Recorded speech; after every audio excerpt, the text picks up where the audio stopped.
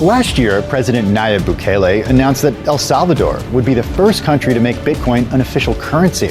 In El Salvador, Bitcoin isn't just a trend, it's the new reality. Since adopting Bitcoin as legal tender, this bold nation has seen over $150 million in Bitcoin transactions. Imagine over 70% of the unbanked population now stepping into the financial sphere. With more than 200 Bitcoin ATMs, El Salvador ranks third globally in crypto ATM installations. But it's not just about numbers, it's a financial uprising, with over 2.1 million Salvadorans actively using the state-backed Chivo wallet. This is the truth about El Salvador's Bitcoin adoption. Bitcoin as a national currency. In September 2021, El Salvador did what no other country had dared to do. It gave Bitcoin a big bear hug and said, "Your money now." This move was like jumping into a pool without checking if there's water. Exciting, bold, and a bit risky. The government rolled out the red carpet for Bitcoin with the Chivo wallet. Think of it as a digital piggy bank for both Bitcoin and dollars. Since Bitcoin became legal tender, it's been a roller coaster. Bitcoin's value has done a nosedive, losing about 60% of its worth. Ouch! The economy's not doing backflips either. We're talking sharp declines in growth and a hefty deficit. The country's debt is ballooning. You might think everyone in El Salvador is paying for their pupusas with Bitcoin, but hold your horses. According to Ishikawa, a local whiz, Bitcoin adoption is like a new restaurant. Everyone's talking about it, but not many are dining there. Most businesses are giving Bitcoin the cold shoulder, and the people, they're not racing to use it either. The first place I went to, when I went to go buy a bottle of water, the clerk snatched it out of my hands as soon as I mentioned Bitcoin. He said, "Basura, trash." Acevedo, our man on the ground, says life hasn't really changed much, except now the world knows a bit more about El Salvador. Internationally, folks are biting their nails watching this. Bloomberg Economics says they're the kid most likely to scrape their knees. A debt default. Big-time lenders are giving them the side eye, especially with their bet on Bitcoin.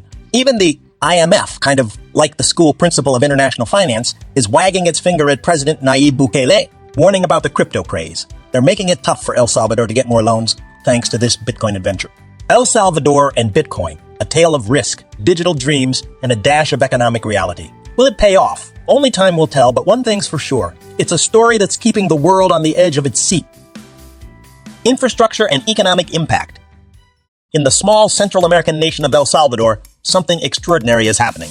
A city powered by a volcano, streets bustling with Bitcoin transactions. Welcome to Bitcoin City, a brainchild of President Nayib Bukele, aiming to be the first of its kind. Think of it as a futuristic paradise for crypto fans, with streets paved not in gold, but in Bitcoin. This isn't just a fancy dream. Half of a whopping $1 billion volcano bond is earmarked to be invested in Bitcoin, and the rest, it's for building this eco-friendly utopia. Bukele's pitch is simple yet ambitious. Invest here and make all the money you want.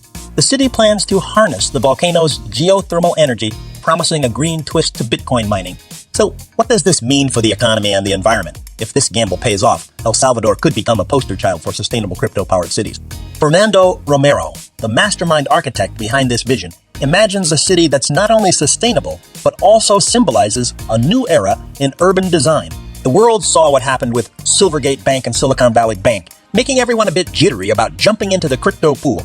But let's not forget the potential here. Cryptocurrencies could turn the banking world upside down, offering new ways to bank, especially in places where banks are as rare as a cool day in the Salvadoran sun. In the midst of this revolution, it's worth understanding how El Salvador is schooling its people on Bitcoin, the twists and turns of adopting it, and the hurdles they're leaping over.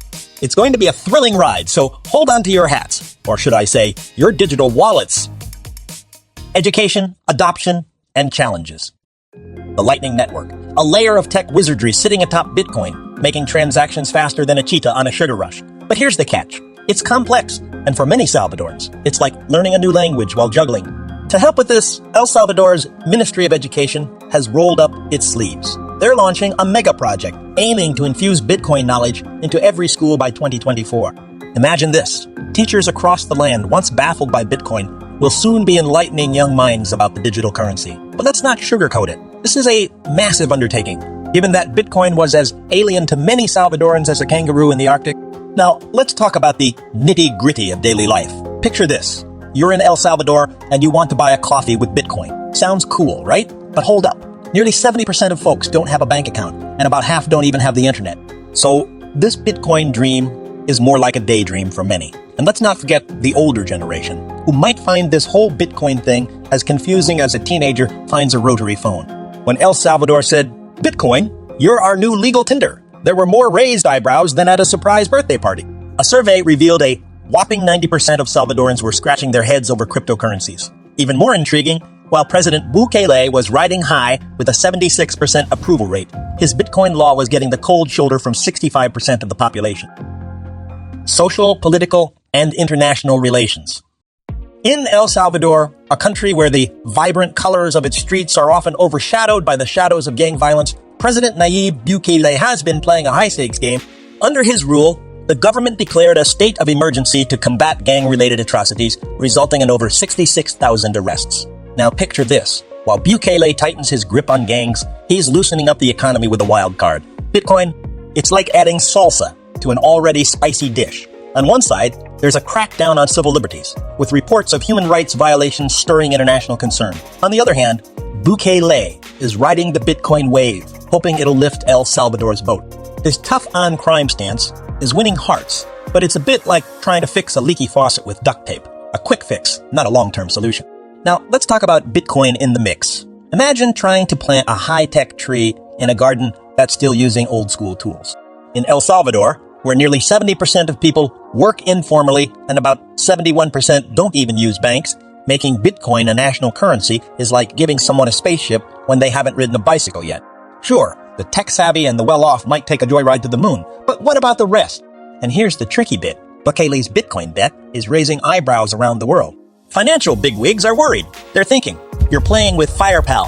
Fitch Ratings is waving a red flag saying this Bitcoin adventure could tangle El Salvador in a web of regulatory and financial risks. Will Bukele's daring move be a tale of triumph or a cautionary tale? That's what we'll unravel next. Long-term prospects and global implications. El Salvador's dive into the Bitcoin pool is more than just a quick splash. It's like trying to surf on a giant wave, and everyone's watching. Will they ride it to the shore of financial success, or will they wipe out? First up, the big question, can Bitcoin really be the long-term currency champion for El Salvador? It's a bit like asking if a cat can learn to swim. Bitcoin's notorious for its mood swings in value. One day it's up, the next day it's down. It's this wild volatility that makes some scratch their heads, wondering if it's a stable enough foundation for a whole country's economy. Then there's the whole deal with infrastructure and public education. Imagine trying to teach your grandma to use Snapchat. That's kind of what introducing Bitcoin to an entire nation feels like. It's not just about getting everyone on board. It's about making sure they know how to stay on the boat. Now, let's talk about remittances. For years, El Salvador's been like a piggy bank, relying heavily on money sent home from Salvadorans abroad. The country's been grappling with low cash flows, high debt, and not much room for economic dancing. By bringing Bitcoin into the picture, the idea is to make these remittances cheaper and faster. It's like upgrading from a donkey cart to a sports car for money transfer. But here's where it gets spicy. El Salvador's Bitcoin adventure isn't just their story. It's like the pilot episode of a global financial drama. When they rolled out the red carpet for Bitcoin, heads turned all around the world. Some cheered, saying, "Look, that's the future right there," while others frowned, worried about the roller coaster ride of digital currency. And that's the scoop on El Salvador's daring Bitcoin journey. But hold on. The crypto roller coaster doesn't stop here. Up next, we're jetting off to Argentina, where the new president is not just flirting with Bitcoin. He's planning to take it to the moon. How will this bold move play out in the land of tango and passion? Will Argentina's story echo El Salvador's, or will it chart its own unique course in the crypto universe? Stay tuned for the new Argentina president wants to send Bitcoin to the moon. It's another thrilling tale of nations making game-changing moves in the world of cryptocurrency.